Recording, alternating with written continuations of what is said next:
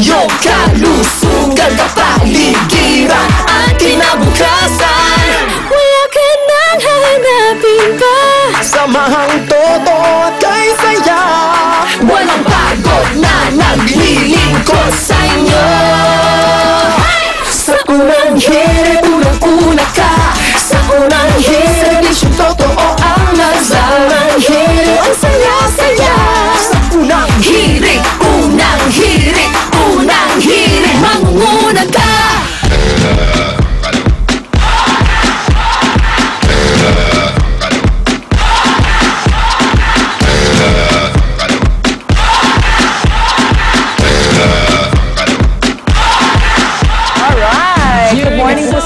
Mga kapuso, 24 na po tayo ng Pebrero, Webes na at bagong araw na naman ang masayang pagtambay dito sa Unang Hirit. At ito, bueno manong nakikihirit sa ating bagong tambayan, ang nagbabalik ang ating kaibigan mula sa GMA News, Ivan Bro. Good morning! What's up, Susan, Lynn, Rhea? Yeah, good morning. Welcome sa aming tahanan, ha? Ang ganda ng set. Pinunasan ko. Pinunasan ko bago umupo. Okay. Madumi yung kamay mo. Madumihan ko eh. Ganda. Body boy, maganda ka na. Dahil mamaya, sasama ka sa mga hinanda naming pampiestang gimmick sa studio tulad ng pagleleksyon at budol fight o sabay-sabay na kainin sa isang dahon ng saging. Ay, gusto mo yan? Bakit mo sa unang hirit lang? Love it. Hindi nawawala ka. Bakit yan? Hindi kumain yan. Partner. Sa labas naman, Mala Farm Town, ang ating gimmick at isang tunay na farm ang ating pupuntahan. At ang bida dito ay ang maiingay at matatabang turkey. Sila at iba pang farm animals, makikilala natin mamaya. Ayan. Turkey, ang laging binigyan ng pardon. Malapit na ba sa Washington? Malapit na ang Pasko. Thanksgiving! Isa ng countdown. Pero syempre, bago ang lahat ng yan, narito muna ang mga balitang dapat niyong malaman sa ating Top Hirit.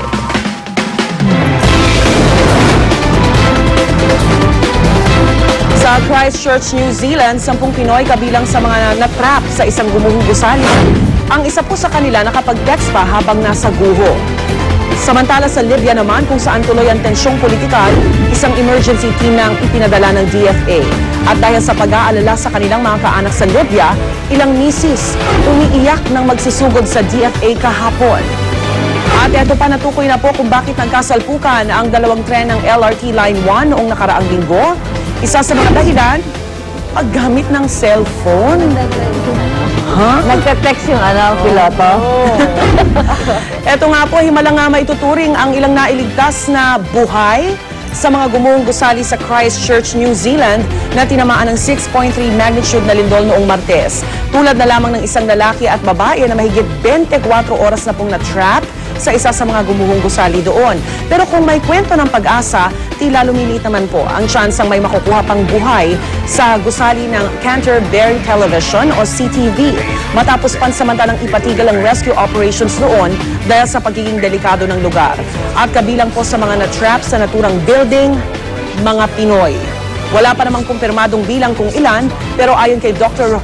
Rose Ruiz na pinuno ng Filipino community doon, 10 Pilipinong nurse na nag-aaral ng English language ang kabilang sa mga na-trap. Isa po sa kanila ay si Mary Louise Ann Amantillo na nakapag-text pa raw sa kanyang pamilya sa Iloilo at dumadaing na masakit ang katawan dahil sa pagkakaipit sa guho, pero hindi na muli itong nasundan pa. Labis naman ang pag-aalala ng mga kaanak ng isa pa sa mga na-trap sa CTV building na si Joel Francisco. Ayon sa kwento ng ina ni Joel, noong Sabado lang dumating sa Christchurch si Joel para magtrabaho bilang isang nurse. Pero umaasa pa rin siyang makakauwi ng buhay ang kanyang anak dito sa Pilipinas. Sa tala ng Department of Foreign Affairs, isang Pinoy ang kumpirmadong sugatan sa lindol. Inatasan na ng DFA ang ating embahada sa Wellington na magdala ng isang team sa Christchurch para mag-monitor sa kalagayan ng mga Pinoy doon. Philippine Embassy naman doon nakiusap sa pamahalaan ng New Zealand na wag munang itigil ang rescue operation. Sa ngayon, umakyat na sa 75 ang kumpirmadong patay sa pinakamalagim na kalamidad na tumama sa New Zealand sa nakalipas na 8 dekada. At dahil sa lindol, isinailalim na po sa state of emergency ang buong New Zealand. Parang ano yan, no? yung sa Baguio, ganyan yan, yung mga trap, nakakatawag pa rin naman sila. Related doon, sa Baguio nakita natin na for much longer marami nag-survive. Much long. It's been, ilan na ba? 48 hours? Yes. Pwede pa yan.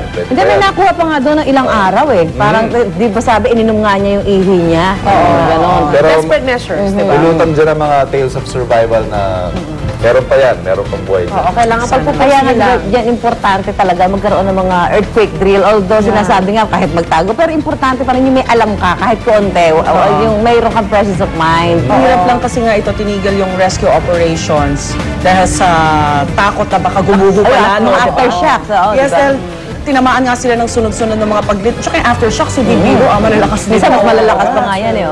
Alam mo, Pinoy Abroad, napuntahan ko yung Christchurch na Yes, nakalakad yan, Kaya nung nabalitaan ko dyan yung sentro, parang Nalungkot ka. nalumo ako kasi napakagandang Yung cathedral Pero kailangan nila. itong 100 years old, di ba? Sayang naman. Pero nung pumunta ka, may nakita ka, marami ka ba nakita mga Pinoy? Dami.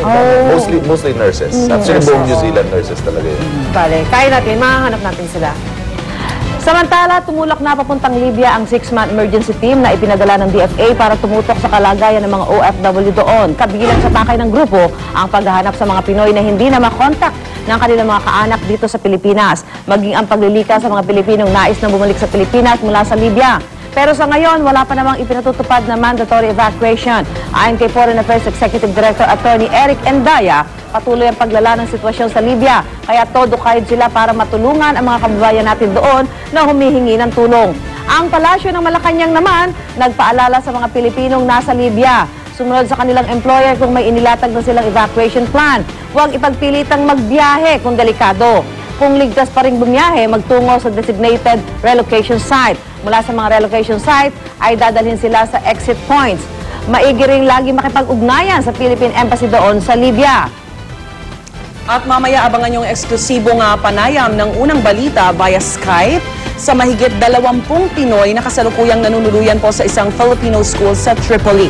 Ang kwento ng Pinoy architects at engineers ng pag-atake sa kanilang opisina ng mga bandido, malalaman po natin yan mamaya. Ayan sila. Kasi di ba nasa ano sila eh, parang nasa, yung dinadala sila sa mga safe houses ng mga company na pinagtatrabahuhan nila. Although kahapon mga nakausap ko ilang mga misis dyan sa may Bulacan, sabi nila hindi sila makakontak sa Philippine Embassy.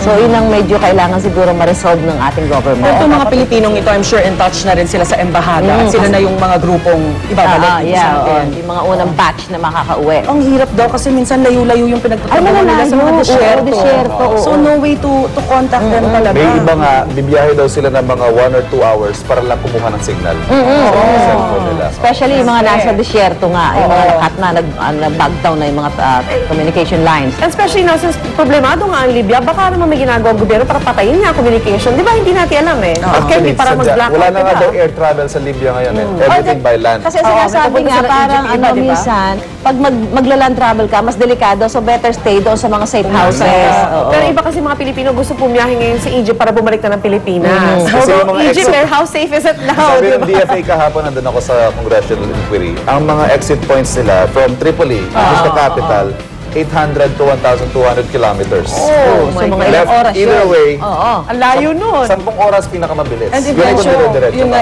eventually kung magsastay ka sa mga safe houses naman, kung ubusan ng mga pangailangan mo, pagkain. Basta so, dito, di ba, for the meantime, habang nag-i-establish, kaya ngayon ang sinasabi ngayon ng mga kamag-anak dito na sana magkaroon ng contact sa embassy. Para alam nila kung ano susunod na gagawin nila. Hindi naman sila pwedeng magstay ng matagal doon kung talagang lalala, mag-deteriorate yung situation sa Libya. Samantala, napasugod naman sa tanggapan ng Department of Foreign Affairs ang 15 may bahay na labis na nag-aalala sa kalagayan ng kanilang mga kaanak na OFW sa Libya. Naging emosyonal ang mga misis dahil hanggang ngayon ay wala pa rin silang balita sa kalagayan ng kanilang mga mister. Ngunit nabuhay ng loob ng isa sa mga misis na naroon na makausap ang kanyang asawa. Isang Pinoy pa sa Libya ang nagkwento sa kanilang kaanak sa Pilipinas na takot daw sila lumabas mula sa pinapasukang hotel sa Tripoli matapos tutukan ng mga armadong lalaki kahapon. May ilang Pinoy din daw doon ang handa namang lumitas pero problema ang biyahe lalo na't aabutin sila sa isang oras bago marating ang ating embahado doon. May ipinadala ding mga litrato sa GMA News ang isang Pilipinong engineer sa Tahura, Libya. Labis ang pag-aalala nila lalo't hindi pa sila makaalis matapos hindi ibigay sa kanila ng kanilang employer ang kanilang pasaporte. Rinig daw nila ang putukan sa isang rally malapit sa kanilang lugar. Paubos na rin daw ang kanilang supply ng pagkain. Pero mahirap pag wala kayong pagkain. Hindi, pero yung, alam mo, yung inaalala nila sa mga travel documents, halimbawa wala yung passport, pero ang pagkakaintindi ko naman dyan, bibigyan ka ng travel documents ng embassy. Kasi nga, hindi naman po pwede kung unahin mo pa yung passport mo kung safety At saka pinag-uusapan. pag ganyan, legal o illegal, tutulungan ka din ng Right. Oo, yung iba nga dyan, di ba, wala na, kinuha daw yung kagamitan nila, di ba, pera nila, lahat wala na, pero okay lang, basta buhay nyo, nasalba kayo, okay na yun. At para po sa mga kaanak ng mga OFW sa Libya, narito muli ang numero ng Department of Foreign Affairs na maaari niyong tawagan. DFA hotline number 834-4580 o sa DFA trunk line 834-4000 at magpakonekta sa Office of the Undersecretary for Migrant Workers Affairs. Maaari rin daw kayo makipag-ugnayan sa Embahada ng Pilipinas sa Tripoli. Para naman po sa mga kaanak ng mga Pinoy sa New Zealand, pwede pong tumawag sa DFA hotline na 834-4448 at 834-4596. Maaari rin tumawag sa helpline ng mismong gobyerno